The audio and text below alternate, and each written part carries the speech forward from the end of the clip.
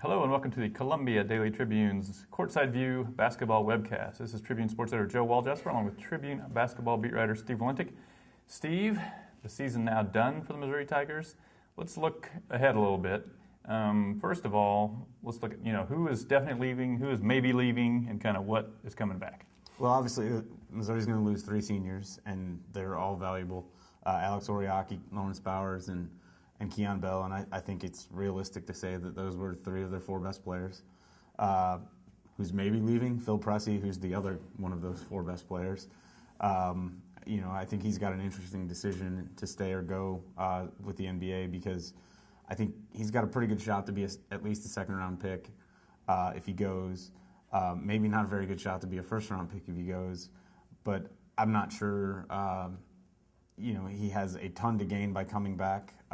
He obviously isn't leaving on a high note, but he's going to have some questions about him next year as far as his height and things like that. So I think that's the first question is, does Missouri lose Phil Pressey? And then, before we go further, let's just sort of examine the pluses and minuses of him going. I would say he's a guy that if the reason he would go pro, it's not based on he's in a dire financial situation, needs to help his family, they're fine. His father is an assistant coach in the NBA. He's not going to, that's one reason he wouldn't need to go. Another reason is, compared to last year, he would certainly, I would think his stock might be a little lower just based on his performance, unless you're judging it strictly on potential. Maybe the reasons in favor of him going would be he's not going to get any taller between now and then, we don't believe. So he hits a late growth spurt. Or I guess the other thing is he may not be surrounded by near as much talent next year as he is this year, at least guys who you can throw the ball to and let them score. So how do you kind of see it playing out? I personally am expecting that he goes. And I think the fact that he's obviously not coming off of a high note. There were a lot of things that didn't go well for him this season. He didn't shoot the ball as well as you would like, for sure. He's obviously gotten a lot of criticism for making a lot of late game mistakes in terms of decision making. I don't think that's really as big a concern to NBA people because I don't think NBA people envision him being in that situation in an NBA game. I think they look at him as a backup point guard and a guy who comes off the bench and can run a team and distribute the ball. And I think there are certainly going to be people who are intrigued by his skills because he's really quick with the ball and he does have court vision no Missouri point guard that I can remember. Mm-hmm. I think he's got flaws in his game, but he has those two things going for him, and I think that's reason why he's going to get a shot whether he goes this year or next.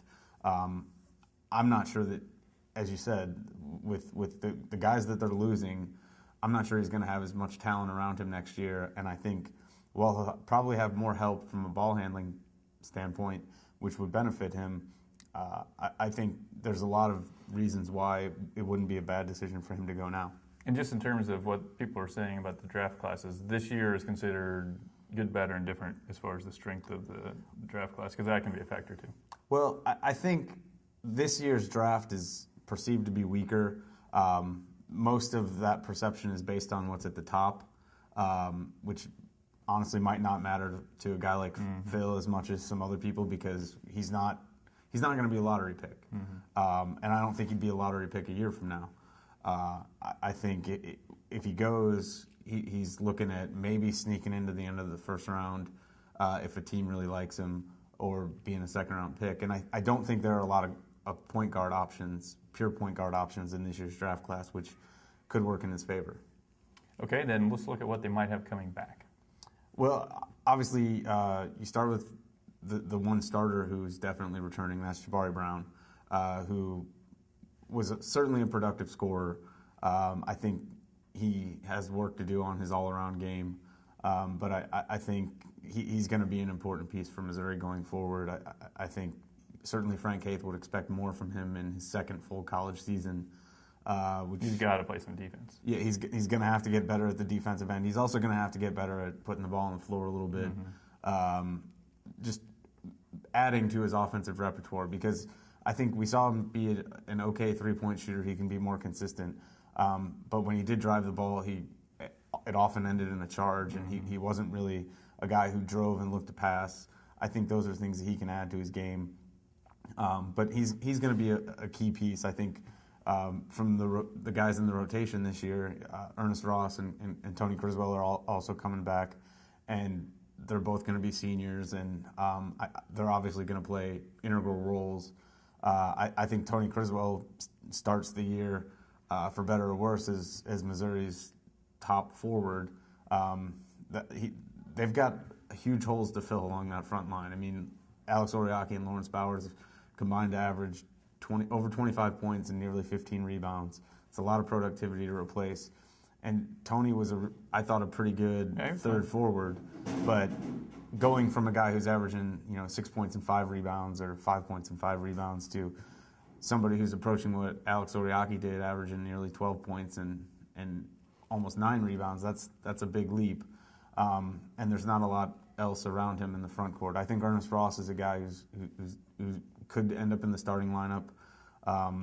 He became a pretty good three-point shooter, not a great one, but somebody you had to respect, and I think he'll have a vital role in some capacity.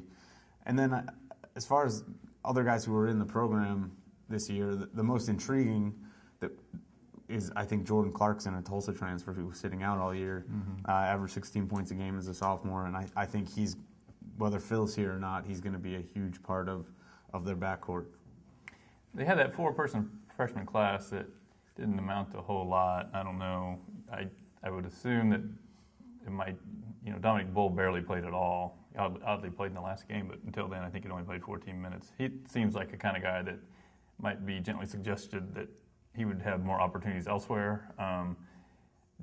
Yankovic seemed like an intriguing player in the beginning, but I think they kind of just got fed up with him just jacking it up every time he touched the ball. And committing fouls. And he isn't able to really defend big men yet because of strength. So he would need to get bigger and maybe simmer down a little to where he actually was a part of the offense instead of just sort of his independent entity. Yeah, I mean, I think but he has at least some potential. I think there's talent to work with there, but he's really rough around the edges still, and I think it's going to be interesting to see what kind of progress he makes from year 1 to year 2, because this team is going to be in need of some size. He obviously at 6'11" has that, but he does need to get stronger. It was determined pretty earlier this year that he was a 3 and not a 4 because he wasn't strong enough to defend in the post. You would think with an off season of strength and conditioning, physically he'd be in better position to do that, and then it's a matter of refining his game. He's another guy I think needs to work on defense. The fouling thing was really out of control, and that's going to need to change. Another freshman who did play a lot early in the year was Negus Webster-Chan. I think he had some flashes early. He really lost his confidence, I think, in December, and really didn't give Missouri very much the last 3 months. I think he just needs to be like their perimeter defensive stopper and try to focus on that and not. I don't think the point guard thing is going to work out for him. I mean, if that becomes his role, I think he could help you because he is a long guy. I mean, he's 6'7", long arms, reasonably athletic. There should be a role for him somewhere.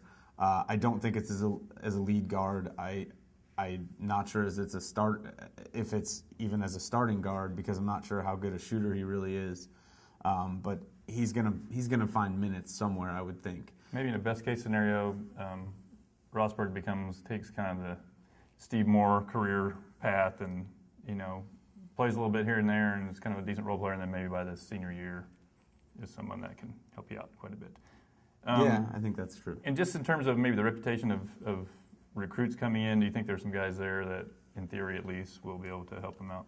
Well, I think Jonathan Williams, the third kid from Memphis, 6'8", he's a 4-star recruit, ranked in the top 50.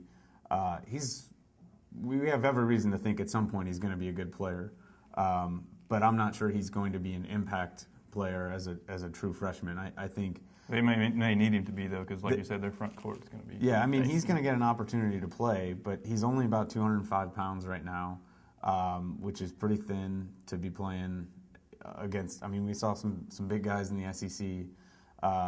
He's going to have to get stronger when he gets on campus. You know, by all accounts, he has good intangibles. Tom Izzo was recruiting him hard, really wanted him. It was really a coup for Missouri to get him. And I think there's every reason to think he's got a bright future. You're just not sure how quickly he's going to realize that future. I think the guys who are ranked in the top 50 can usually end up being good college players, but it's usually only the guys in the top 15 or 20 who you know going in are going to be impact collegiate players right off the bat, and he's not quite in that class yet. And just lastly, if you're putting together some sort of preseason thing now and it's November, do you think Missouri's a team that is going to be projected to make the tournament or do much in the SEC? Well, I think it's going to be hard for them to be projected as a tournament team because there's so many questions, particularly up front. It's just hard to see until you see Jonathan Williams come in. If Phil Pressey's not here, I think there's going to be a lot on Wesley Clark, who's another true freshman from Michigan who's pretty heralded, but I think he's going to have to play a major role whether he starts or not. He's going to have to at least be the backup point guard, and I think there's going to be a lot on him. So that's two freshmen you're relying on for significant roles. That's a tough spot in terms of deciding to rank somebody. And I think as far as the SEC goes, the league should be a lot better. I mean, Kentucky's bringing in the greatest recruiting class of all time. Exactly. And so they're going to be better. I think we don't know what's going to happen with Kentavious Caldwell-Pope. But if he comes back to Georgia, you would think Georgia would be better. You would think Mark Fox would have a shot to get him some help. He could very well go pro. I think Tennessee's going to be a lot better. Mm-hmm. They're going to get Jerron Mayman back, and they don't have anybody who's really expected to leave early. I'm going to make a prediction that Arkansas is going to go exactly 500 in the SEC. I think that is not a bold prediction. I think, and you know, they're losing Marshawn Powell, who's turning pro, so I think they could be worse. But Billy Donovan's as good as anybody in the business. He'll figure out a way to put together a strong team, and they had some talent. So I think the league should be tougher than it was. And Missouri finished fifth in it when I think it had more talent than it's going to have going into next season. I think Missouri should have finished second this year. I think they absolutely should have based on the personnel. Okay, well, tune in again next fall when we look forward to the 2013-2014 season.